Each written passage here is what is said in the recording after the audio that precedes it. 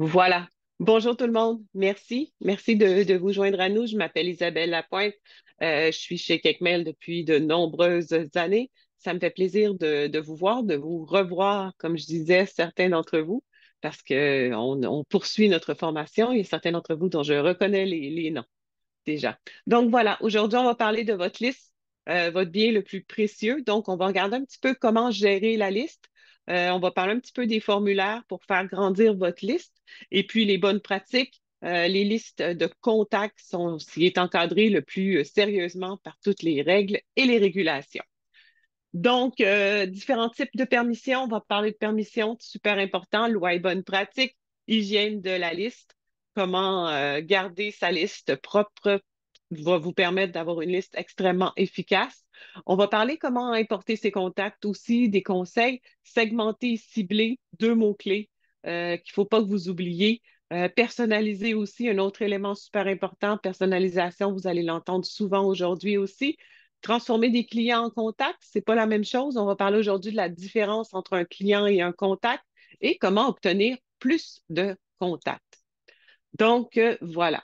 On va y aller ici avec les différents types de permissions. C'est un graphique qu'on utilise depuis longtemps et qui est absolument fantastique, visuel, très clair. Vous avez ici d'un côté les bonnes pratiques de marketing et de l'autre côté les mauvaises pratiques. On va y aller très simplement parce qu'on encourage depuis toujours, nous, c'est une inscription avec confirmation. Ce que ça veut dire, vous envoyez un message au client et le client doit cliquer sur un lien pour confirmer que c'est bien son adresse et qu'il est bien au bout. Qu'est-ce qui est important là-dedans? Ça permet d'éviter d'avoir dans votre base de données des adresses qui sont mal rentrées, d'avoir des gens qui utilisent des listes d'adresses pour euh, inscrire à votre service, pour tester des adresses qu'ils ont. Et ça permet surtout de clarifier la relation avec votre destinataire. Donc, le client s'inscrit, vous lui envoyez un message, bienvenue. À partir de maintenant, vous allez recevoir ceci à telle fréquence et je vais vous parler de cela. Donc, ça clarifie énormément les attentes. Inscription notifiée, c'est simplement vous envoyer un message pour dire merci de vous être inscrit à notre liste sans demander de validation de l'adresse. Inscription simple, voilà, la personne s'inscrit, c'est tout, reçoit rien, c'est pas qu'il est inscrit. C'est une pratique, vous voyez, on sent bien qu'on s'en va dans une zone un petit peu plus confuse pour la personne qui est à l'autre bout de vos courriels. Exclusion, c'est une pratique qui était faite avant, qui est vraiment plus faite, qui était, on avait une liste et puis, en fait, on envoyait un message à la personne en disant, si vous ne décliquez pas ce champ, par exemple dans un concours ou quelque chose comme ça, nous allons commencer à vous envoyer des informations. C'est une pratique qui se fait plus du tout ou très, très, très rarement parce que vous comprenez bien que ça amenait beaucoup de frustration. J'enregistre déjà la conférence. Je vais vous demander, donc je vais la partager avec vous après. Ne vous inquiétez pas. Liste d'affiliés, c'est des listes qu'une personne va vous dire, voici, c'est mes partenaires, j'aimerais ça leur envoyer de votre contenu. Ça peut être intéressant, il faut faire super attention que tout soit très clair. Ça peut être très frustrant, très confus pour les personnes qui reçoivent. Liste louée, liste achetée, allez pas là-dedans. Souvent, c'est quelqu'un qui va avoir récupéré des adresses collectées en ligne et qui va vous dire, je vous loue ma liste. J'ai des personnes là-dessus, ils vont tous être très heureux de vous voir. Dans la plupart des cas, vous allez vous retrouver avec vraiment plus de conséquences que de bonnes pratiques. Donc, vers la gauche, pardon, vous possédez la relation du destinataire. Donc, la personne, vous avez cette relation-là. Et puis, vers la droite, vous empruntez la relation de quelqu'un d'autre et parfois allant jusqu'à la ruse. Donc, voilà pour clarifier les permissions. La durée des permissions, une permission vient avec une date. Et surtout, ça vient avec une trace datée. Si vous avez des gens sur votre liste qui se sont inscrits par formulaire, par écrit, vous devez avoir une trace écrite du moment. Par exemple, qui était dans une boutique physique ou dans une conférence et ils vous ont écrit, donné votre adresse. Ça vient avec une date, cette signature-là. S'ils sont inscrits par un formulaire en ligne, bien entendu, ça vient toujours avec une date. Si c'est une inscription avec ou sans confirmation, donc ce qu'on appelle un simple ou un double opt-in, il n'y a pas de date de péremption. Cette relation-là, cette permission-là vous est donnée jusqu'à temps que la personne vous la retire. Donc, décide de se désabonner. Pour le reste, on considère qu'il vous a donné sa permission et vous pouvez lui envoyer des contenus. Si c'est une relation d'affaires, si c'est un client, vous avez jusqu'à 2 ans pour obtenir la permission. Ce que ça veut dire que pendant cette période-là, supposons que c'est quelqu'un qui a fait un achat chez vous, vous lui envoyez un message qui est sa facture en ligne, et dans cette facture-là, vous lui dites, nous avons pour nos clients VIP des offres qu'on envoie, par exemple, chaque mois ou chaque 2 semaines. Est-ce que vous désirez vous inscrire? Si la personne clique sur le lien, dit oui, je veux m'inscrire, à ce moment-là, vous avez la permission de lui envoyer ces contenus-là. Si c'est toujours en relation d'affaires, vous pouvez la solliciter encore, mais si vous n'avez pas eu de contact avec elle, vous devez arrêter. Au bout de 2 ans, vous avez cette durée-là. Dites-vous aussi que c'est quand même généreux. Si la personne, au bout de 2 ans, n'aura pas été convaincue que c'est intéressant pour vous de recevoir des contenus, euh, il n'y aura pas vraiment une possibilité d'avoir des relations très fortes avec cette personne-là. On est gouverné par plusieurs lois. La CASL, dont on parle en anglais, donc la LCAP, qui est la loi canadienne antipourrielle, qui est une des lois qui est assez sévère dans le monde, qui nous convient. Quand c'est arrivé, nous, c'était quelque chose de très intéressant, de très pertinent. En fait, tous ceux qui font du courriel se battent pour les mêmes choses, qui est recevoir des courriels de qualité faits avec des bonnes pratiques. Donc, tout ce qui est des pourriels, c'est des choses qui non seulement pourrissent la vie de nos boîtes aux lettres, mais pourrissent aussi la vie et la réputation de ceux qui veulent faire du courriel de façon volontaire. Donc, c'est des très bonnes idées que les pratiques soient encadrées. Aux États-Unis, il y a la loi CAN-SPAM qui gouverne aussi les pratiques. Pour au niveau de la protection de la vie privée, depuis septembre, là, je change pour bientôt pour 2023, on arrive rapidement. Il y a la loi 25 qui est la loi donc de protection des données. Ce qui veut dire que si vous demandez les données personnelles d'une personne, elle doit être au courant de ce que vous faites avec elle et vous êtes tenu à certaines règles pour protéger ces données-là. Ce qui est très normal, c'est aussi des pratiques qui sont importantes et encouragées. En Europe, c'est un peu la même chose. C'est les lois, le RGPD, donc GDPR en anglais, qui sont des lois aussi qui protègent la vie privée. La loi canadienne antipourrielle, si vous voulez vous souvenir des choses les plus importantes, probablement que si vous avez déjà fait des formations avec nous, vous les savez déjà, mais je me permets de les répéter. Donc, l'obligation d'une façon de se désinscrire, donc un lien de désinscription. Vous voulez vraiment plus qu'une personne se désinscrive, qu'une personne fasse une plainte de pourriel. C'est 100 fois plus important et ça va vous nuire beaucoup moins. En fait, ça ne vous nuira pas du tout, contrairement à une plainte de pourriel. Si cette personne-là se désinscrit, vous devez réagir à cette désinscription-là en cessant de lui envoyer du courriel, pas en sollicitant, en faisant semblant que vous n'avez pas vu, vous n'avez pas entendu. Et l'autre chose qui est importante, c'est une adresse physique dans le bas des courriels. Donc, vous avez besoin d'une adresse qui est l'adresse de votre société, de votre organisme, de votre organisation. Vous avez besoin d'avoir cette information-là qui s'affiche. Il y a d'autres choses aussi autour, mais c'est pas mal les grandes lignes de cette loi-là. Une fois que vous avez une permission, qu'est-ce qu'on doit gérer? Des abonnements, bien entendu, les respecter, les plaintes, être très attentif à ça parce qu'une plainte peut avoir des conséquences, non seulement sur la personne qui a fait une plainte, mais sur les personnes qui vont recevoir vos courriels. Si vous avez des grands taux de plaintes, en fait, les services qui reçoivent vos courriels, les Gmail, les Yahoo, vont avoir tendance à être beaucoup plus frileux, à vous laisser passer, même envers les gens qui veulent recevoir vos contenus. Donc, c'est très important, l'hygiène de la liste et ce qui va vous ouvrir les portes ou vous fermer les portes chez les fournisseurs d'adresses Internet. Engagement aussi, tendance à ouvrir le message, à cliquer sur les liens. Si ces fournisseurs-là, ces personnes-là voient que vous avez un intérêt pour le contenu, que les personnes, vos courriels sont bien reçus, vos liens sont cliqués, ils vont avoir beaucoup tendance à avoir confiance en ce que vous envoyez. Donc, hygiène, très important. Importer des contacts.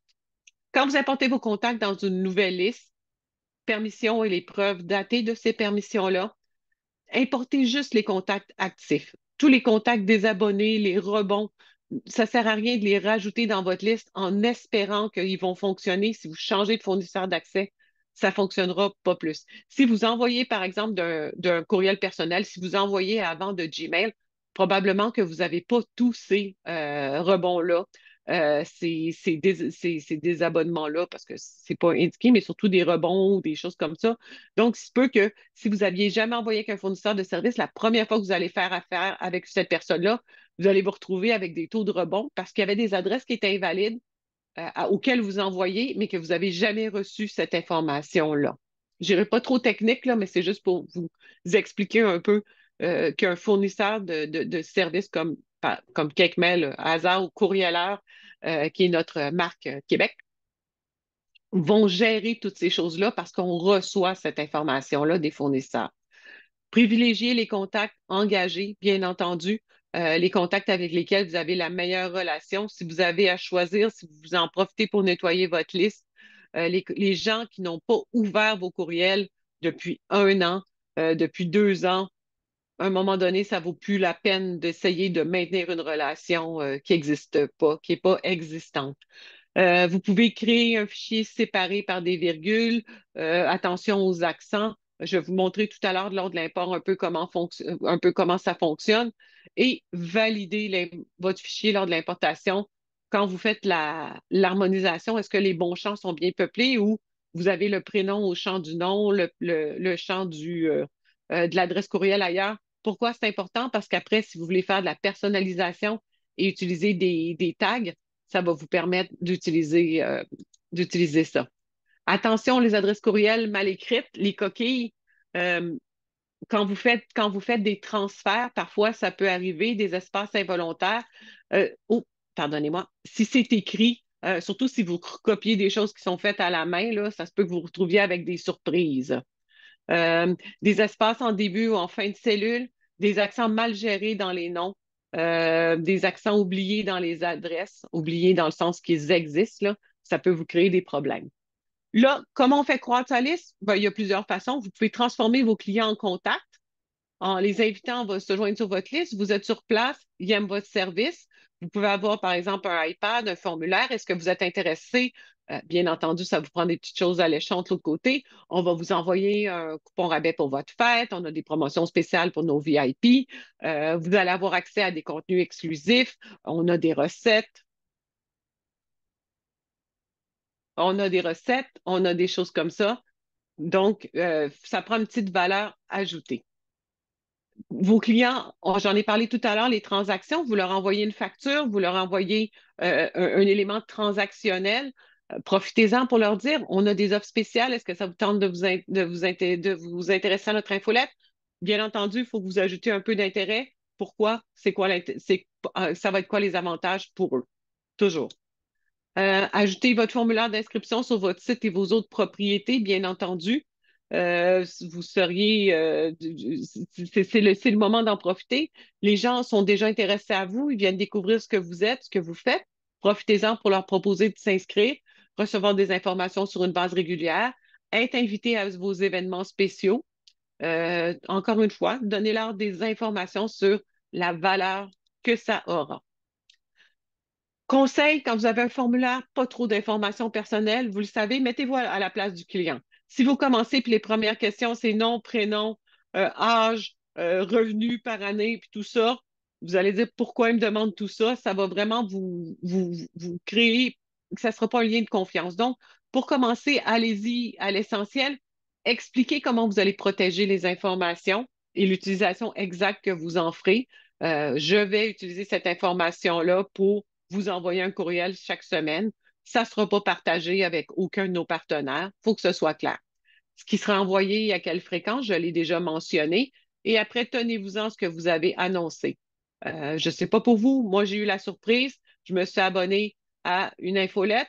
Elle était hebdomadaire et là, j'ai commencé à recevoir des contenus qui étaient d'autres contenus chaque jour. Il y avait lancé une autre infolette à l'intérieur de leur infolette, des contenus quotidiens. Ça ne m'intéressait pas. Ils n'ont pas respecté leurs promesses. Ils ne m'ont pas demandé si je voulais changer mon, mon j'ai pérennité dans la tête, mais c'est pas ça le bon mot. Donc, ça m'a un peu choqué comme comportement. Donc, mettez-vous toujours à la place de la personne. Vous le savez, vous en recevez vous-même des contenus. Voyez ce qui vous plaît, ce qui vous intéresse. Personnalisé, j'en parlais tout à l'heure, si vous recueillez des informations, ne serait-ce que de base, le prénom, vous pouvez le réutiliser après dans vos contenus pour personnaliser un peu les choses. Si vous avez, par exemple, vous avez plusieurs établissements physiques, peut-être que l'information à ce moment-là de la ville ou du code postal peut être utile pour segmenter les contenus en fonction des différents établissements. Si vous avez des contenus dans plusieurs langues, ça peut être une bonne idée de demander dès le début à la personne dans quelle langue vous voulez recevoir les contenus. C'est tous des éléments qui vont créer un niveau de confiance et augmenter le niveau de personnalisation de ce que les gens vont recevoir. Segmenté et ciblé, on a parlé tout à l'heure. Si vous avez des informations dans votre liste, j'ai parlé des régions, mais ça peut être aussi, euh, vous êtes un magasin d'animaux, avez-vous un chat ou un chien? Préférez-vous les chats ou les chiens? Préférez-vous les sushis ou la pizza? Est-ce que vous êtes une jeune famille avec des enfants en bas âge ou vous êtes des grands-parents?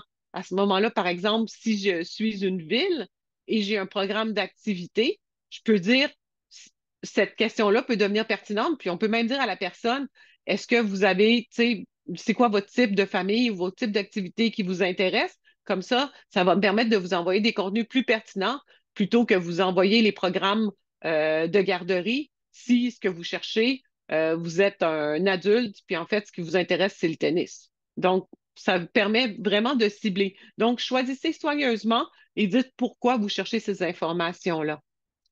Et maintenant, on va aller faire la petite démonstration. Donc, j'utilise mon compte de Janine Rose. Vous me dites si jamais l'écran n'est pas visible, si j'espère que tout va bien. Je regarde mon petit chat sur le coin, c'est beau, tout semble parfait, donc excellent. Donc, quand vous arrivez dans Kekmail, j'ai pris le compte de Kekmail. Pour les utilisateurs de Courrieleur, c'est exactement la même interface, sauf que plutôt que d'être c'est petit, j'essaie de grandir au maximum. J'espère que c'est mieux. Donc, on va aller voir pour les contacts. Ici, j'ai des contacts mon onglet, sous mon onglet contact. J'ai déjà des contacts parce que j'en ai déjà ajouté. Et vous avez ici, par exemple, j'ai mon courriel, j'ai la date à laquelle je l'ai ajouté et j'ai mon statut. Quand vous arrivez dans cette colonne-là, ici, vous voyez, vous avez un filtre déjà qui est par défaut pour vos contacts qui sont actifs. Si je l'enlève, ça va me permettre de voir les contacts qui sont désabonnés ou les contacts qui auraient été, qui auraient eu des enjeux, par exemple des rebonds. S'il y a des rebonds permanents, des hard bounds, ça veut dire que l'adresse est devenue invalide. J'ai essayé d'envoyer à cette adresse-là et cette adresse n'existe plus. Donc, par défaut, vous avez un filtre actif, mais vous pouvez toujours, en enlevant ce filtre-là, aller voir l'étendue de tous vos contacts. Vous avez des colonnes ici, donc les courriels, la date ajoutée, le statut, les rebonds aussi, tout va bien. Les étiquettes, je vais en parler tout à l'heure, c'est super intéressant. Les intérêts, j'ai mis des petites saveurs de gâteau, vous voyez où je m'en vais, prénom et le nom. Je peux ici bouger ou enlever des choses qui ne m'intéressent pas. Si par exemple, je ne veux pas avoir les statuts, j'ai juste à les décocher et puis ils vont plus apparaître dans ma liste. Je vais vous montrer un peu comment on gère sa liste. Donc, par défaut, j'ai une liste. Quand vous allez vous brancher, si vous vous branchez dans un nouveau compte, vous avez une liste qui va être votre liste par défaut que vous pouvez renommer. Donc, vous allez ici sur la petite roue dentée et vous pouvez gérer cette liste-là et les attributs. Donc, je peux créer une nouvelle liste. Moi, une liste, ça me suffit à mes besoins et je peux modifier son nom, liste gourmande de Jeannette. Dans les attributs, ce sont les caractéristiques de la liste. Donc, ça me permet de voir un peu qu'est-ce que les gens ont comme qualité dans cette liste-là. Les intérêts, je peux gérer des intérêts qui vont apparaître à mes abonnés. Par exemple, ici, j'ai un atelier japonais et un cours de pâtisserie. Ça, c'est le nom de mon truc. Je les mets visibles ou invisibles. Et ici, c'est mon nom d'affichage. Je vais vous montrer à quoi ça sert. Quand les gens vont cliquer sur se désabonner, ils vont pouvoir, au lieu de se désabonner, choisir leurs intérêts. Donc, s'ils ont un intérêt pour un cours de pâtisserie, ils peuvent aller le cliquer et l'atelier japonais, ils peuvent aller le cliquer. S'ils décident de se désabonner, ils ont seulement à cliquer ici, ils vont se désabonner de tout. Mais ça permet aux gens, par exemple, au lieu de se désabonner, d'aller choisir des intérêts. Par exemple, si vous offrez des ateliers, des cours, si vous avez des recettes, vous pouvez, je reste dans l'allégorie de la cuisine, là. Ceux qui me connaissent, mon compte de dessert et rejoint mon autre passion pour la pâtisserie. Donc, si vous avez, par exemple, un atelier ou des cours de pâtisserie ou des ateliers, vous pouvez créer comme ça des intérêts qui permettent à la personne qui veut se désabonner de venir faire des choix. Donc, vous pouvez créer un nouvel intérêt. Ici, par exemple, je pourrais l'appeler dégustation. Sauvegarder, je le mets visible. Ici, je vais l'appeler dégustation. Donc, ça permet d'avoir différents intérêts pour cibler les contenus auxquels les gens peuvent s'abonner ou se désabonner. Ici, je peux supprimer la liste, vider la liste si je décide de ne plus travailler avec cette liste-là. Pour le moment, on va travailler avec cette liste-là. Je vais vous montrer comment on importe des contacts et puis ensuite, je vais vous montrer comment on travaille à l'intérieur de la liste. Pour les contacts, vous pouvez les importer un à la fois. Je vais répondre à cette question-là tout de suite. Les intérêts visibles sur le formulaire d'inscription, ça fonctionne par l'API pour le moment, mais on n'est pas capable, on n'est pas encore, c'est pas encore fonctionnel pour la liste. On est en train de travailler là-dessus. Parce qu'effectivement, c'est une très bonne question. Puis pour nous aussi, c'était ça. Quand les gens veulent s'inscrire, l'idée, ce serait qu'ils cochent dès le début les intérêts. Donc, vous pouvez déjà les segmenter. Là, vous pouvez le faire comme en deuxième étape. Donc, j'ai une liste pour ajouter mon contact, liste gourmande Janine. Ça va rester là. Je vais en parler tout à l'heure avec les étiquettes. Et si je fais continuer, je peux ajouter mon groupe. Excusez-moi. Donc, si je veux, je voulais juste vous montrer rapidement. Si vous voulez ajouter un contact, vous pouvez simplement l'ajouter manuellement, tous ces détails. Vous avez toujours la responsabilité de confirmer que vous avez les autorisations. Du moment où vous entrez dans l'application, on vous demande toujours de confirmer que vous avez la permission d'envoyer à cette liste-là. Donc, pour un, c'est assez simple. Vous remplissez les champs, vous cochez. Je vais vous montrer plus pour ajouter plusieurs contacts. Si j'importe les contacts, je peux créer une nouvelle liste, je peux ajouter. Là, je peux dire, par exemple, j'ai fait un salon, donc je vais me créer une étiquette qui est comme mon salon d'automne. Je vous donne un exemple. J'ai fait un salon commercial, salon automne, et là, j'ai ramassé sur des papiers une liste de gens qui m'ont dit qu'ils voulaient recevoir des informations pour mon webinaire. Des informations, pardon, pour mon infolette. Donc, je les ai. Là, ce que je vais faire avec cette liste-là, je vais leur faire une première invitation, puis ça va me permettre en même temps de valider si ma liste, s'ils sont toujours intéressés à recevoir ces contenus-là. Donc, salon d'automne, et quand je vais importer ma liste, ils vont être automatiquement tagués. On peut importer un fichier CSV, donc vous avez un fichier à importer, vous l'importez. Moi, j'aime beaucoup le faire de façon visuelle. Donc, je vais aller chercher ma liste de clients ici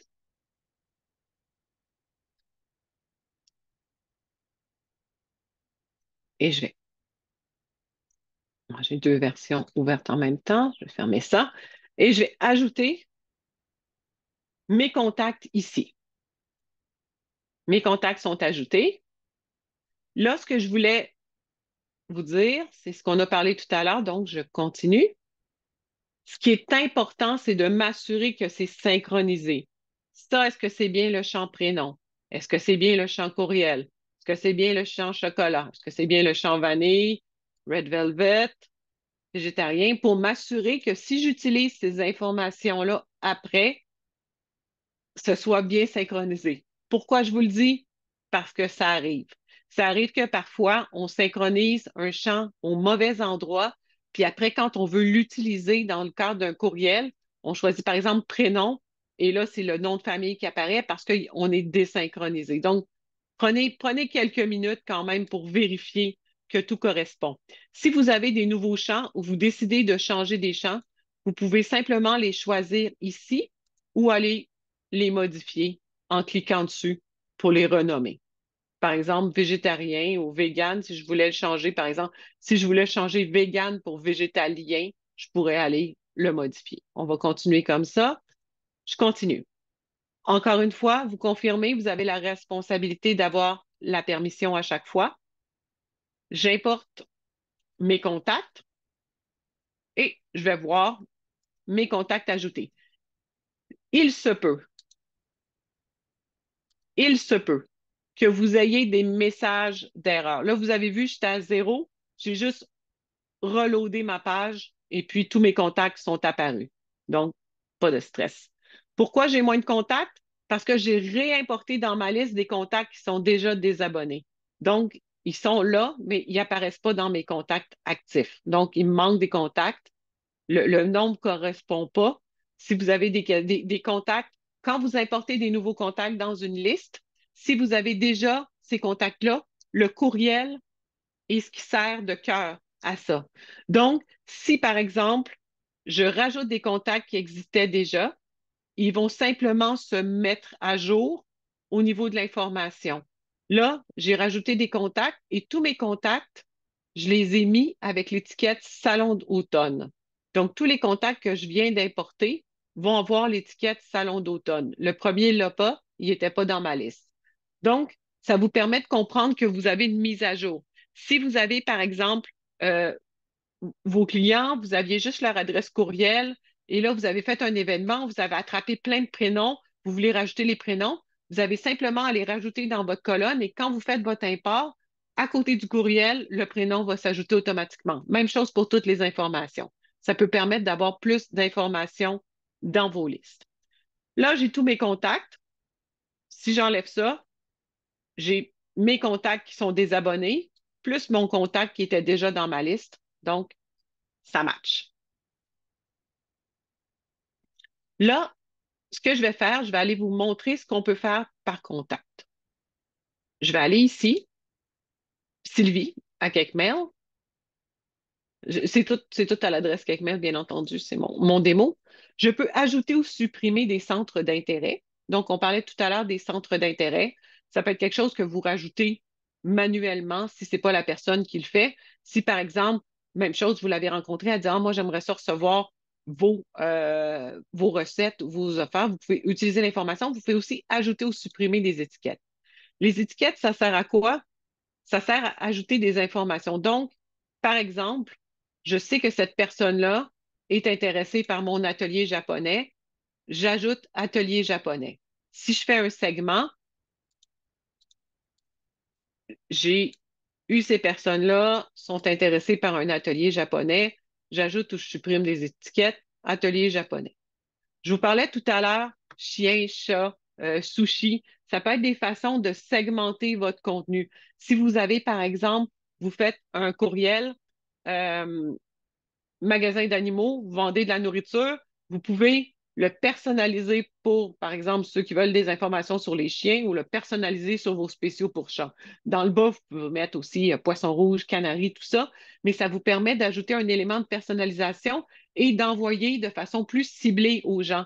Si moi j'ai un chien puis vous m'envoyez chaque semaine de la nourriture de chat, ça va peut-être moins m'intéresser. Donc, je vous donne des exemples un peu génériques mais l'idée, c'est d'essayer de segmenter pour aller chercher un intérêt commun à un groupe et puis d'aller vers des renseignements qui vont être plus intéressants pour eux, plus pertinents surtout. Donc, ici, je viens de taguer une partie étiquetée, pardon, une partie du groupe pour les ateliers japonais. Je peux aussi désabonner ces personnes-là. Si cette personne-là m'a dit j'aimerais mieux me désabonner, normalement, ça arrive rarement. Les gens vont plus passer par le lien. La liste de suppression. Qu'est-ce que c'est une liste de suppression? C'est si il ne faut absolument plus envoyer de courriel à une adresse. Il y a une personne qui a dit je veux me désabonner, elle a demandé à se désabonner. Vous avez fait une mauvaise manipulation, vous y avez renvoyé un courriel, vous avez refait un import, vous n'aviez pas fait attention. Cette personne-là a été réabonnée à une autre liste, elle a reçu votre contenu, elle est fâchée, vous l'ajoutez à votre liste de suppression simplement. Qu'est-ce qui va arriver? C'est que même si elle apparaît quand même dans votre liste, vous ne pourrez plus lui envoyer de courriel. Ce courriel-là va être bloqué au niveau de votre liste de suppression. Je vais aller voir ici un peu. Je vais vous montrer. Bon, ici, vous avez l'aide. Premier lien, aide, vous avez toute notre aide en ligne. Le compte, c'est la gestion de votre compte. Je l'ai déjà fait au premier webinaire, enfin, je ne vais pas trop en parler, mais je vais juste vous expliquer un petit peu. Euh, Utilisateurs, si vous voulez ajouter des utilisateurs à votre compte. La marque, je vais en parler plus dans celui-là pour la création d'un template, d'un gabarit.